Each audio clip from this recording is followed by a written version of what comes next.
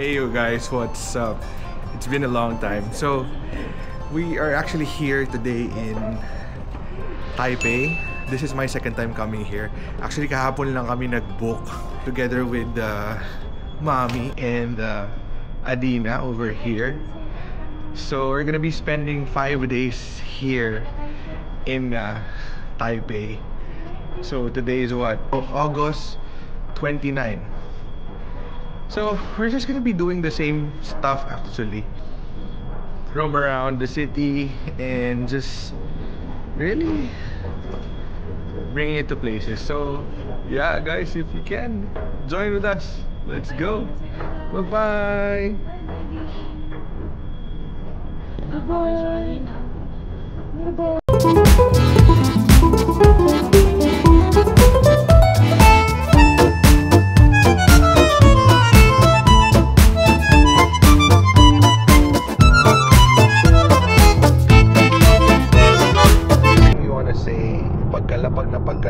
Actually, paglabas namin ng airport, sobrang init, as in grabe. The last time we were here was January, talagang malamig, and this time Diyos ko, sobrang init. So I'm not even sure paano kami papasya, lalo't ngayon kasama namin yung bata. Bahala na, siguro mas marami kaming hotel moments kaysa sa lumabas.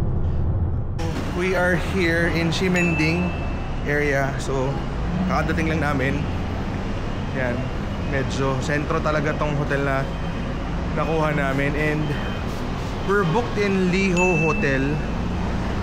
Kaya namin to nakuha kasi medyo mura talaga. And then, by the way, na pre-project yung picture, maayos naman. So, let's see. Bigyan natin ng magandang review yung hotel kung gaano talaga kaganda. So, ito yung harapan niya. Seems that maraming establishment dito, and you have to go to 10th floor. 10th floor sa yung Liho. So ayan, elevator. Oops, kinda looks outdated. 10th floor. 10th floor.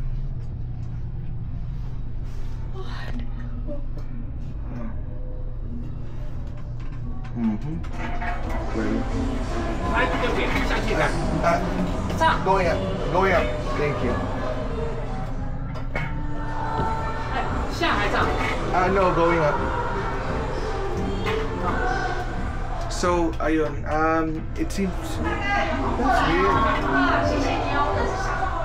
Bukas sila ng bukas. Oh. Binaba. Okay. So we're pressing 10 again. Going up. Okay. So ayun, outdated yung building, and then may part ng building na parang videoke, karaoke place, no, na amoy yosi.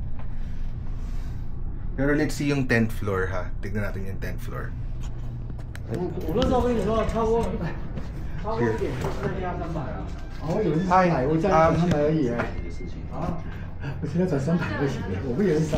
I booked it in Agoda. Yes. Let me see. Ano ikaw? Why ka pa? Hindi ko siya kumakain, no? So, ibang floor pala yung iba-ibang rooms nila. So, 806. So, okay. Here we go.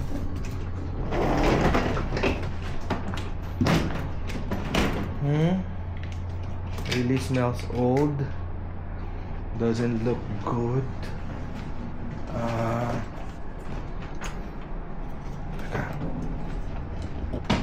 806. No smoking pero 806. Okay. Go with 3. To 5. Next is 806. Wait. Oh. Yeah, it's okay. Look. It's okay, right? Pwede na. Sige, pasok natin si Adina. Yo. So, ito yung bed. May extra na dalawang unan. You have a couch here. And then, let's see. Oh, okay. Merong parang liguan. And then meron namang, so this is what's in front of us. Well, okay na din. You get the price you paid for. Mura lang talaga. Pero ang maganda, we got some good aircon. Yeah. So, yeah, let's settle down. Okay, on a second thought, I'd like to give this a review. There's a table, but it really looks, yeah, it looks really old. Luma na siya. It's not the same as the ones we see online. Luma na siya. Yeah. Yeah, but it's okay. Quite spacious. So ayan, palabas kami ngayon. We're gonna try to roam around and see kung ano yung pwede naming unang makainan, and then go-grocery kami dito sa Ximending. So, talagang mainit pero buti medyo mahangin. Yeah. Makakainan. Actually, para lang tayong nasa mga Binondo Hills. Yan.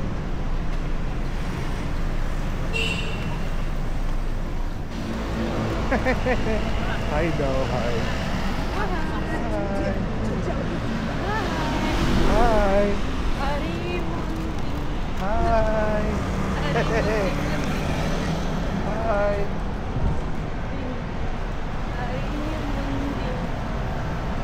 So, try dim sum again, dim sum. Okay, let's go. Let's eat. Oh. 1, 2, yeah.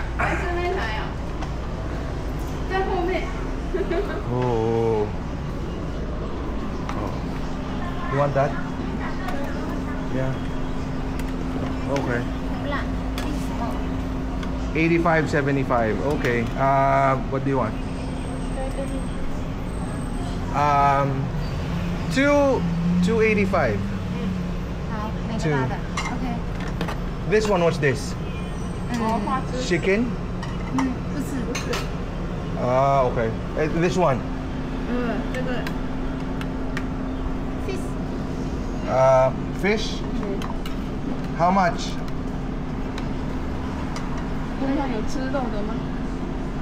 Oh, okay, okay. Okay, okay. Okay. So, yan, kumain ka muna.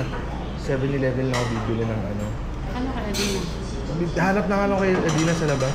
Ha? 7-Eleven, okay. Ayun, medyo naalala ko talagang maraming hirap talaga dito mag-English. So, yan ang problema. Pero naintindihan ko na doon daw, sa restaurant na yun, wala daw tubig, wala daw kahit ano. You have to buy sa 7-Eleven. Ay, weird.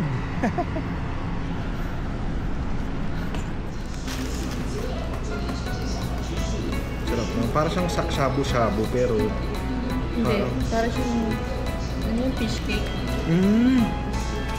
Oo nga.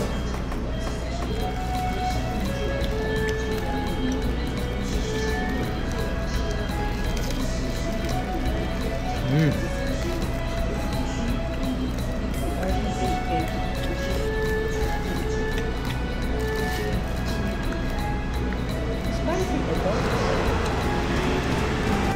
Parang fish cake na may shabu-shabu.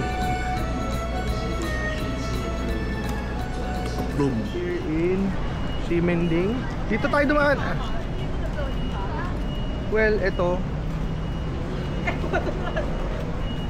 Ito na yung Ximending mismo. Of course, hindi pwedeng hindi niya i-try ang Coco na galing sa Taiwan. Oh, ikaw makipag-usap ha. Ikaw makipag-usap.